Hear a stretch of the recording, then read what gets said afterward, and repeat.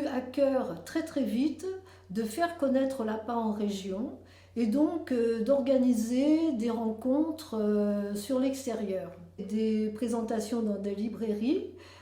À ce titre-là, Marie-Hélène Roch, qui nous a quittés aujourd'hui, et avait très à cœur de cette ouverture, de faire connaître la PAD. On a eu des partenariats avec plusieurs librairies de Toulouse. On a aussi développé un partenariat actif avec la médiathèque de Muret. À l'occasion du centenaire de la Grande Guerre 14-18, et j'ai présenté mon livre, Lucien Murat, Carnet de guerre et correspondance, 14-18. Ce livre relate les 4 carnets de guerre et la correspondance de Lucien Murat, mon grand-oncle, à sa famille et à ses amis poilus.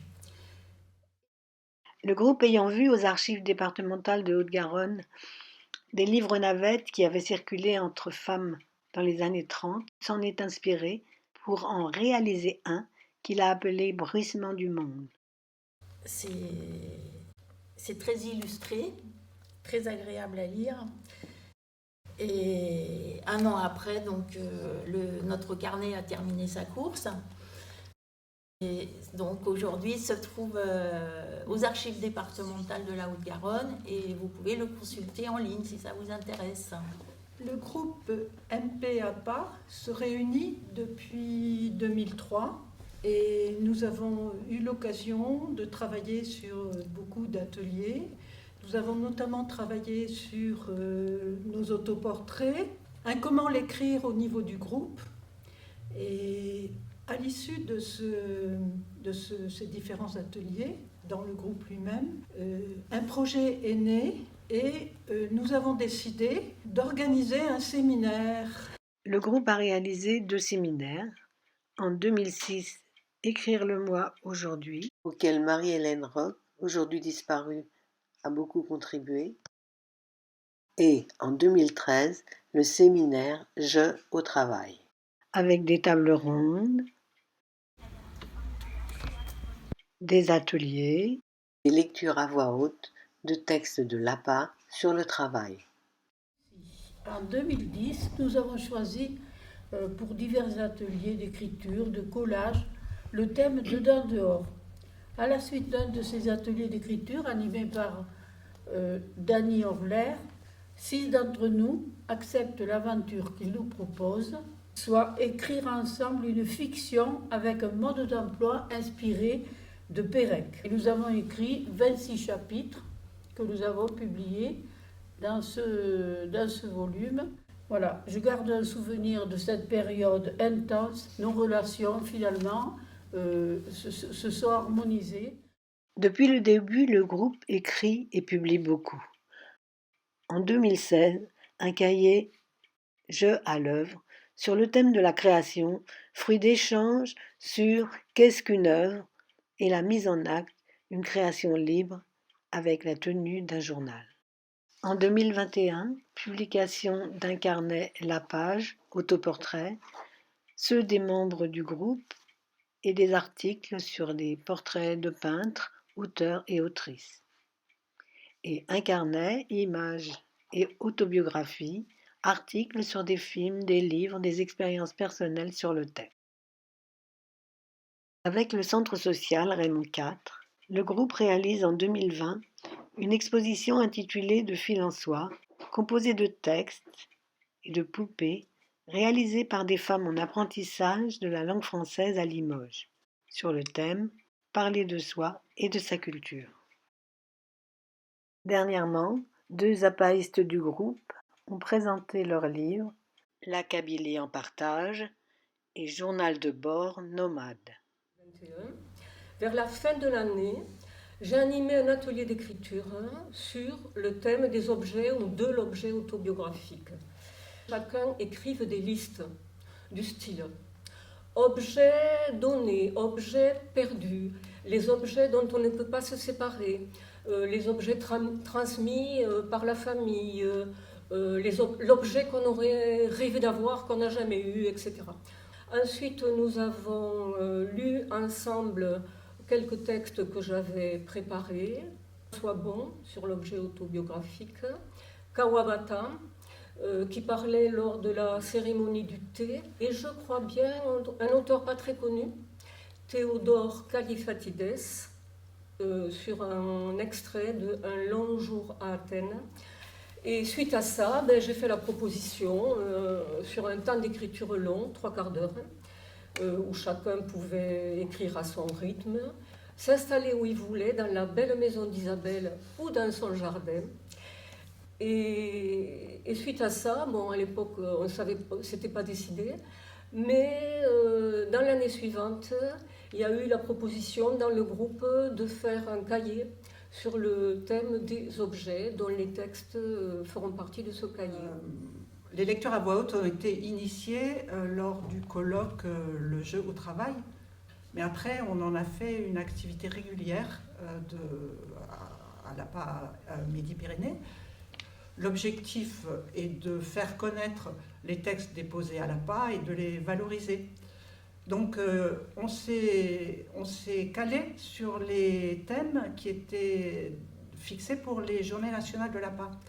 Donc on a eu différents thèmes tels que, je les rappelle, il y a eu l'amitié, il y a eu la mer, il y a eu correspondance, il y a eu exil, mai 68 aussi. Donc l'idée a été de faire en sorte que ces lectures à voix haute soient assez attractives, et on pourrait dire presque lecture spectacle. Donc on a fait appel à une comédienne professionnelle qui s'appelle Anne-Marie Camus et qui nous a aidés à mettre en scène ces lectures, et elle nous a aussi aidés à travailler sur notre voix, sur le rythme de lecture, sur la concentration, sur la respiration. Donc le groupe de participants choisissait des textes déposés à l'APA. Une fois que la proposition de mise en scène était faite, on montait et proposait et présentait, soit à Toulouse dans des centres culturels comme ici, et même une fois on a eu l'opportunité de le présenter aux Journées nationales. C'était le spectacle Sur la mer et moi. Alors, il faut dire qu'on était un peu émus, parce que c'était la première fois qu'on avait tant de spectateurs. C'était une super expérience. Moi, j'ai vraiment apprécié de faire ce travail en petits groupes. Il y avait une belle convivialité, ça permettait de se connaître. Bon, il y avait l'enjeu quand même de monter un spectacle et de se présenter. Donc ça a été pour moi une très belle aventure, et je pense pour les autres aussi. Et donc fin novembre 2019, Roselyne a été mise en contact avec un EHPAD de Toulouse. Le thème était un thème qui avait été exposé donc aux Journées de Nantes, de l'APA, c'était la mer. Alors on avait choisi 6 textes extraits de récits déposés à l'APA, et ces textes étaient entrecoupés d'extraits musicaux. Vraiment, ça a été apprécié. La chance qu'on a eue, c'était de pouvoir à la fin aller discuter aussi avec les résidents qui ont été intéressés. Les retours ont été vraiment très intéressants. Le jour de mon départ d'Algérie était un jour ensoleillé. Un jour où on pourrait avoir envie de faire beaucoup de choses, sauf quitter le pays. Et pourtant... Nous sommes arrivés la nuit, comme à l'habitude, lorsque nous changions de maison. C'était une nuit glaciale. Mère avait apparemment tout préparé, et ce, à notre insu. Nous avions mangé, puis...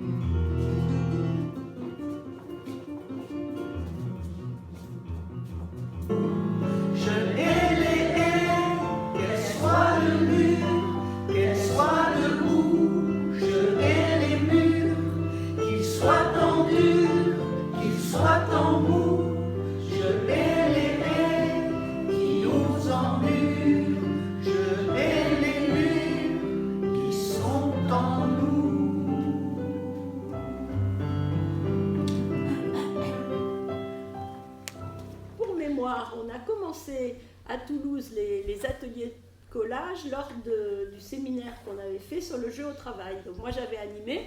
Donc ensuite on a fait, dans le cadre des Journées de l'APA à Paris sur la transmission, on avait fait Enfin, j'avais animé un atelier de collage sur la transmission. Et puis à Toulouse, finalement, on a continué. Comme d'habitude, vous savez, j'ai amené du papier. Donc, j'ai ramené du scotch aussi parce que certains aiment bien faire sur des plus longs formats. Quelle est notre représentation de la formule avoir du temps à soi?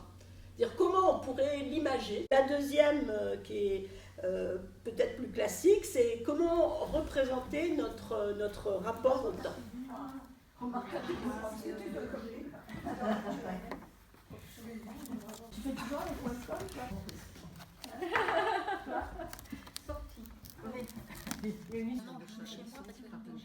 Voilà, donc moi j'ai pris le premier thème, c'est-à-dire le temps pour soi.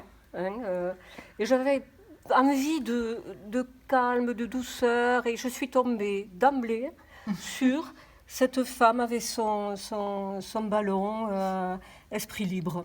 Il y avait marqué. Le temps pour soi, je crois que c'est quand on a la tête pas trop encombrée par le passé. Donc là, j'ai cherché une photo qui s'estompe. Des petits plaisirs. Et après, je me suis laissée guider un peu par les couleurs, l'esthétique.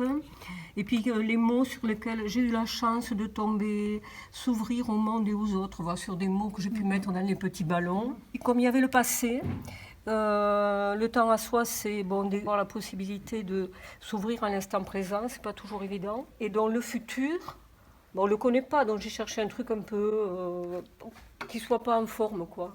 Qui soit encore à former. Mais c'était surtout le plaisir que justement, ce moment, c'était un moment à moi, le moment que j'étais en train de vivre.